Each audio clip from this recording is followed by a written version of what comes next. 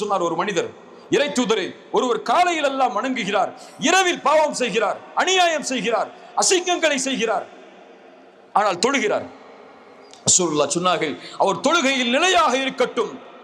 இன்ன ஸலாத்தஹு தன்ஹாஹு யௌமன், அவனுடைய தொழுகை ஒரு நாள் அவனை தடுக்கும்.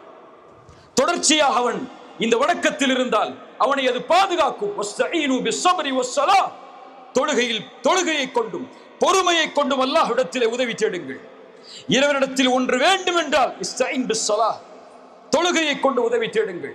வாழ்வில் பிரச்சனையா, சோதனைகளா, பொருளாதாரத்தில் பிரச்சனையா, சோதனைகளா, உறவில் பிரச்சனையா, சோதனைகளா, இஸ்தஈன் பிஸ்ஸலா, தொழுகைதான் அடிப்படை.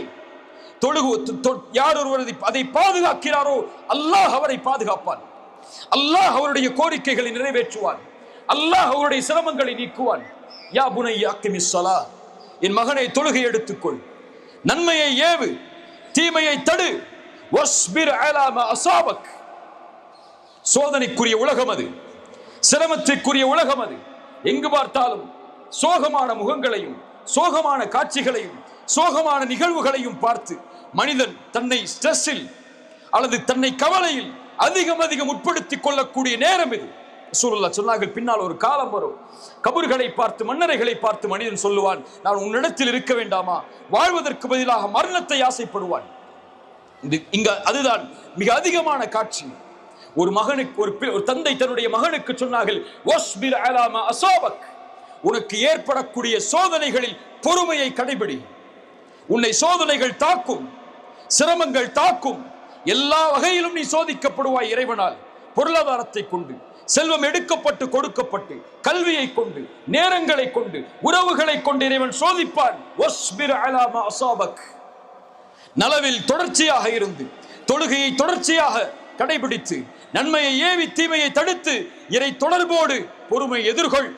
இன்ன ذلك من عزم الامور, மிக பலமான உறுதியான காரியங்களில் அது ஒன்றாகும்.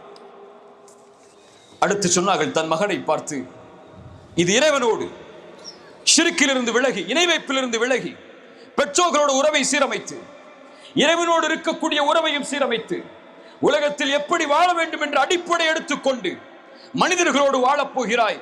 அது உன் மதத்தை பின்பற்றுபவர்கள் இருப்பார்கள், உன் மதத்தை பின்பற்றாதவர்கள் இருப்பார்கள், உன்னை ஏற்றுக்கொண்டவர்கள் இருப்பார்கள், உன்னை மறுப்பவர்கள் இருப்பார்கள். மகனே, வலா துஸஇர் ஹத்தக லின்னாஸ் வலா தம்ஷி ஃபில் அர்தி மரஹா, உன் முகத்தை மக்களை விட்டு திருப்பி செல்லாதே, பெருமையால் திருப்பி விடாதே ஒருபோதும்.